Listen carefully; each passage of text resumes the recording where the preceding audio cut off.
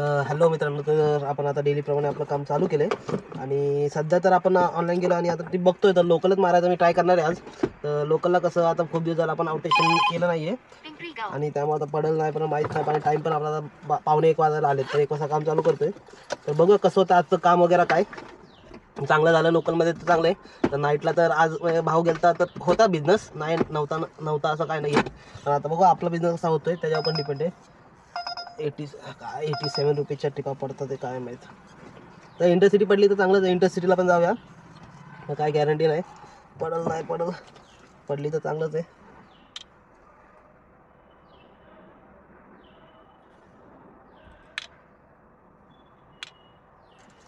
त्यात पण येते की जावं लागल, गेलं तर रिटर्नची ट्रिप पण भेटली पाहिजे, तेवढंच इम्पॉर्टंट आहे. बघा काय होतं आता. गेलं ऑनलाईन. बघा पहिली ट्रिप आपल्याला कुठं जरा पहिली ट्रिप लागली आपल्याला दगडूशेठ गणपतीची लागली. तर बोलूया गणपती बाप्पा मोरया आणि निघा कामावर. आणि बघूया तिथं गेल्या पेठेतनं कुठं वगैरे आपल्या ट्रिप लागते का इंटरसिटी वगैरे. कारण मोस्टली तिथनं ट्रिपा लागतात इंटरसिटीच्या. म्हणजे मी आत्तापर्यंत एवढं एक्सपिरियन्स केलं, मॉर्निंगला 7च्या आसपास वगैरे तिथं भेटू शकते. बघा भेटली तर ठीक आहे. आता तर पावणे 1 वाजलेत आणि आता कस्टमरला पिकअप करायला ड्रॉप करायला माझ्यामध्ये पावणे 2च्या आसपास काही किंवा 1:30च्या आसपास ते ड्रॉप होऊन जाईल. तर बघूया काय होते. तर कस्टमरला पहिली ट्रिप ड्रॉप केली त्याचे 260 रुपये भेटलेत आपल्याला. इथं दगडूशेठच्या इथं ड्रॉप केलं शनिवारवाडाच्या इथं. तर ट्रॅफिक म्हटलं एनी टाईम ट्रॅफिक आहे. तर ट्रॅफिकमध्ये अडकलं कधी निघतं 12 झालं आता. लागेल 5 मिनिटं तरी लागतं. निघूया इथं बाहेर, बघूया मग.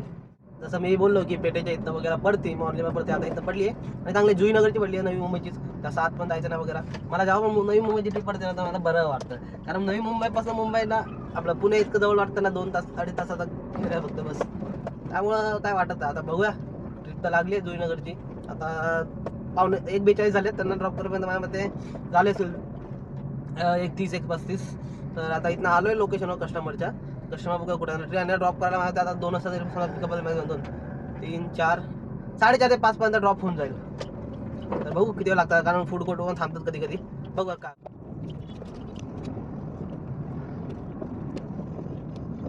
आता इथं कस्टमरच्या लोकेशनवर आलोय तर कस्टमर कुठं दिसत नाही. आता टाइम चालू झाला आहे, काय करू आता. कस्टमरला फोन लावतो, कस्टमर फोन नाही उचलत. तर काय करू शकतो या गोष्टीला सांगा. ट्राय करूया वेटिंग टाईमपर्यंत. पण झालं तर ठीक आहे.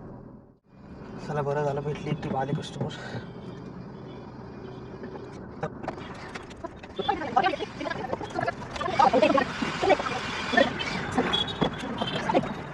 Hours later.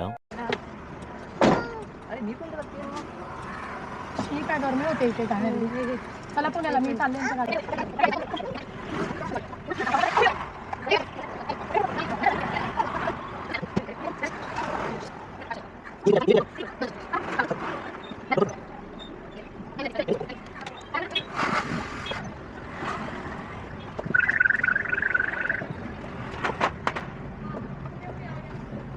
तर ट्रिप तर ड्रॉप केली आपण आता. तर बघू पहिला CNG फिल करतो. टाकी फुल केला जायला काय प्रॉब्लेम नाही.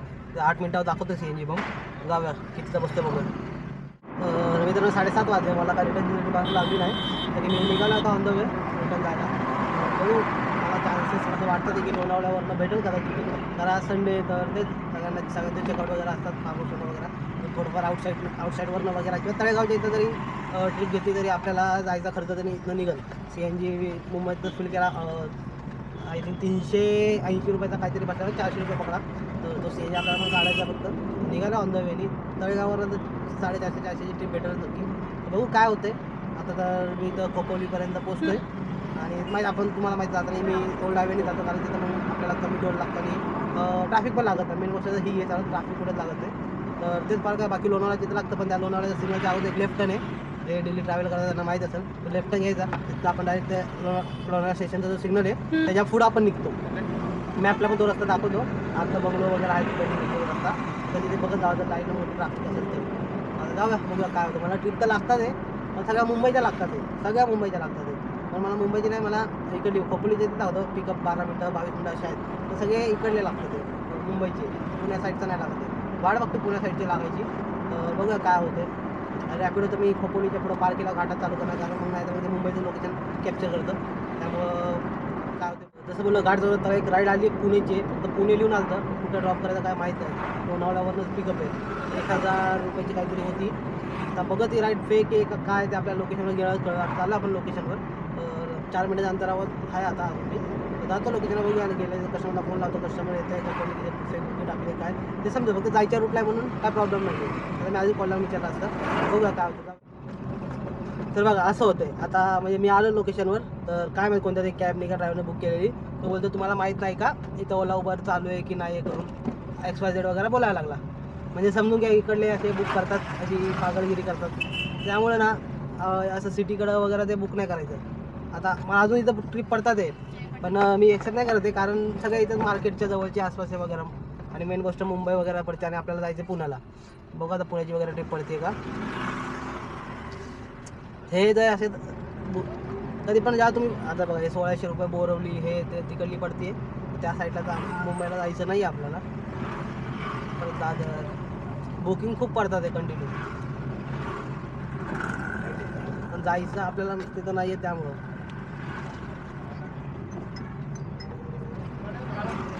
डोंबिवली ईस्ट ट्रिप तर मजबूत ट्रिप तर कंटिन्यू आहेत इथं आता या टायमिंगला 1600 रुपये मल्टी आहे मला मुंबईची पडता मुंबईची नाही पाहिजे आपल्याला.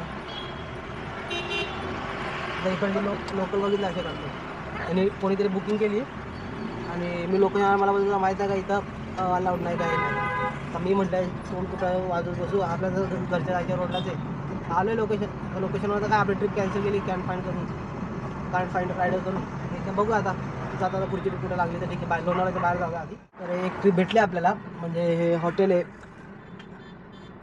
ट्रेझर लँड करून तर ते इथं आपण म्हणजे येत आहे तर म्हणजे आपल्या लोणावळ्याचा डोर क्रॉस केल्यानंतर रिटर्न जायच्या अगोदर तर एक मोठं हॉटेल आहे रेसॉर्टच आहे कुठलं तरी माहीत नाही तर इथं काय ते इव्हेंट आहे वगैरे तर त्यांनी इथनं बुक केली आहे पुणे एअरपोर्टसाठी. बरं आपल्याला इथं 1500 रुपयाची तरी भेटते 1500 रुपये दाखवलेलं माझ्यामध्ये तर हे ड्रॉप झाल्यावर कळलं आपल्याला किती भेटतात काय. तर बघूया काय होतं कस्टमरच्या लोकेशनवर आलो आहे आणि कस्टमर पण बोलले गेस्टला पाठवतो गेस्टसाठी केलं कदाचित येतात तिथं वेट करूया ड्रॉप केला दाखवतो किती आहे पण एअरपोर्टवरून आपल्याला रिटर्न पिवळी जरी भेटली तर चांगलंच आहे लोकेशन ते टाकूया घरी.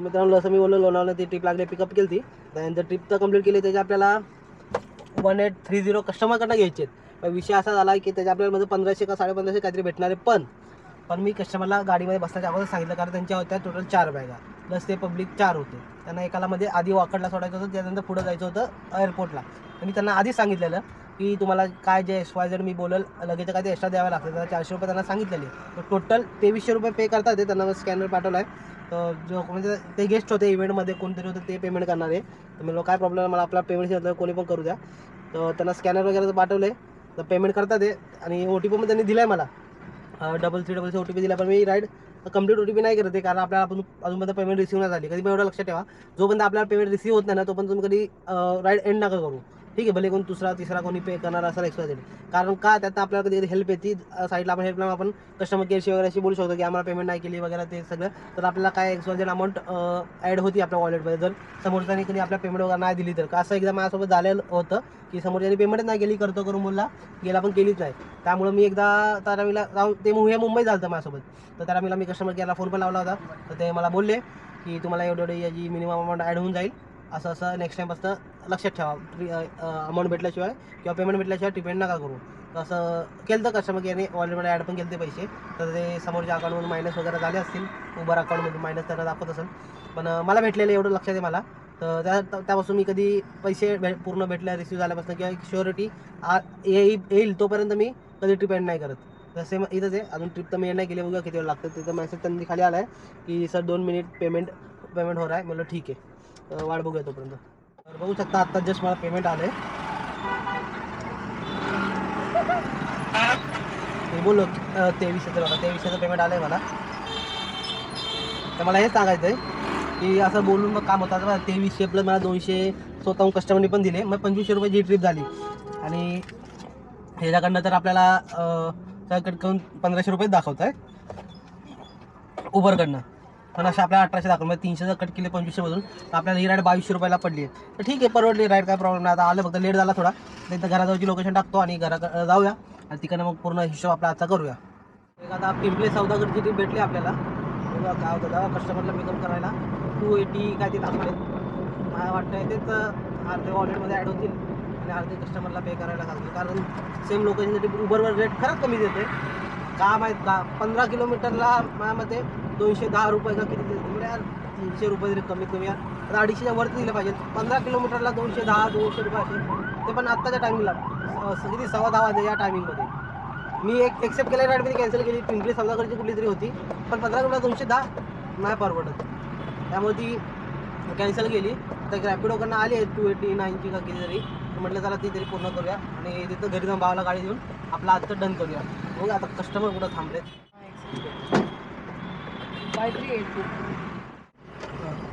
तर मित्रांनो सगळीची ट्रिप ड्रॉप केली मी रॅपिडोची, त्याची आपल्याला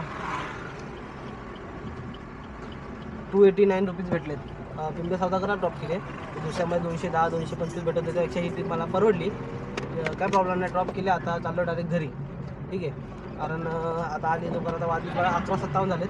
सकाळी तसं आपण लेटर स्टार्ट केलं तर दुपारी 1:45च्या आसपास काहीतरी. तर ओला रनिंगबद्दल बोललं तर पहिली ट्रिप आपण जी मारलेली 260 रुपयाची, दगडूशेठच्या इथं जी पहिली ट्रिप होती. त्यानंतर तिथून आपल्याला पडलेली रुईनगर नवी मुंबईची 1507 रुपयाची. त्यानंतर मग येताना आपल्या ट्रिप वगैरे तर कुठं पडल्या नव्हत्या रिटर्नच्या, तर आपण लोणावळ्याच्या पुढनं, तर मी तुम्हाला सांगितलं एका रिसॉर्टचं नाव वगैरे, तिथनं पिकअप केलं. त्याचे आपल्याला भेटलेत सगळे ओव्हरऑल एक्स्ट्रा चार्जेस मी लगेजचे लावलेले, प्लस टोल वगैरे पकडून टोटल कस्टमरने 200 रुपये टिप देऊन, म्हणजे त्यांची पेमेंट तर त्यांची जे होते इव्हेंट मॅनेजर त्यांनी केलं आणि यांनी स्वतः 200 दिले. 2300 प्लस 225 चालते ओव्हरऑल. उबरचं कमिशन वगैरे कट करून त्यात आपल्याला भेटले 2200 रुपये पकडा, राऊंड फिगर केले. प्लस आता जी ट्रिप ड्रॉप केली 289 भेटलेत. टोटल 4256 रुपये आपली आजची अर्निंग झाली आहे. ठीक आहे, त्याचा मायनस CNG मी ओव्हरऑल होतो. आता माझ्या गाडीतनं 3 कांड्या उरल्यात. ठीक आहे, जी मुंबईतनं आपण फिल करून आलो, कारण इथं आलं फिरणं झालं, विमाननगर वगैरे रिटर्न वगैरे. तर 400चा तिथं 300 385 काय ते बसले, म्हणून 400 पकडूया. आणि आता टोटल 1000 रुपये तर CNG माझा गेला सर, राऊंड फिगर 1000 गेले. टोटल 3256 रुपयेचा आपला आजचं प्रॉफिट झालं आहे ओव्हरऑल CNG कट करून. तर ठीक आहे, तर असं मी बोलणार नाही की बाबा आपलं नशीब होतं, माझं नशीब. मी 1 वाजता दुपारी आपण लेट गेलो मुंबईला, त्यामुळं एक रिटर्नची ट्रिप आपल्याला भेटली नाही. पण आज संडे असल्यामुळं आणि त्याचा इव्हेंट असल्यामुळं आपल्याला भेटली. आणि मग मित्रांनो आता म्हणजे कॅमेराचा अँगल चेंज करतो आहे, कारण जो आपल्या कॅमेराचा ॲक्शन पॉट आहे, चार्जिंग माझी संपली आहे. तर तुम्ही चार्जिंगला डायरेक्ट रेकॉर्ड करतो आहे. डायरेक्ट मी इथं ठेवून बघतो, जर बॅलन्स झालं तर ठीक आहे, मला नाही वाटत बॅलन्स होईल. तर तरी आपण हळूहळू गाडी घेऊया, कारण म्हणजे रेकॉर्ड करू शकेल. तर असं अर्निंग जसं मी बोललं की आपलं नशीब चांगलं की येताना तिथनं ट्रिप लागली आपल्याला दुपारची. ठीक आहे, त्यामुळं आपलं ओव्हरऑल टार्गेट वगैरे कंप्लीट झालं आहे. तर ती ट्रिप नसती लागली मी तर रिकामा द्यायच्या नादी लागलो. माझ्या डोक्यात तळेगावच्या पुढनं वगैरे ट्रिप पकडल. तर माझ्या डोक्यात हेच विचार होता की तळेगावच्या पुढनं वगैरे ट्रिप पकडल. कॅमेरा जरा आपला हलतो, त्यामुळं हातात पकडूया. तर थोडंफार आपल्या ॲक्शन बोर्डला चार्जिंग झाले, त्यामुळं पटापट मी कवर करतो. तर जसं बोललो की आपल्याला येत्या लोणावळा ट्रिप लागली, म्हणून आपल्याला कंप्लीट झाला. तर मी रिकामा यायचा विचार केला होता, तळेगाववर एक 340 ट्रिप घ्यायचं असं डोक्यात होतं. पण आपलं नशीब चांगलं म्हणून भेटली ट्रिप. तर ओव्हरऑल डायरेक्टली आपण याच्याबद्दल बोलूया, टार्गेटबद्दल आपलं ओव्हरऑल. तर लास्ट आपल्या डेपर्यंत झालं ते 1,07,197 रुपये. तर आजचं आपलं 3,256 ॲड केले, तर टोटल आपल्या टार्गेटपर्यंत झाले 1,10,453 रुपये चॅलेंजच्या डे 49 पर्यंत. ठीक आहे, तर हे पण ॲड करून घेतो आता, नंतर मी विसरून जाईल.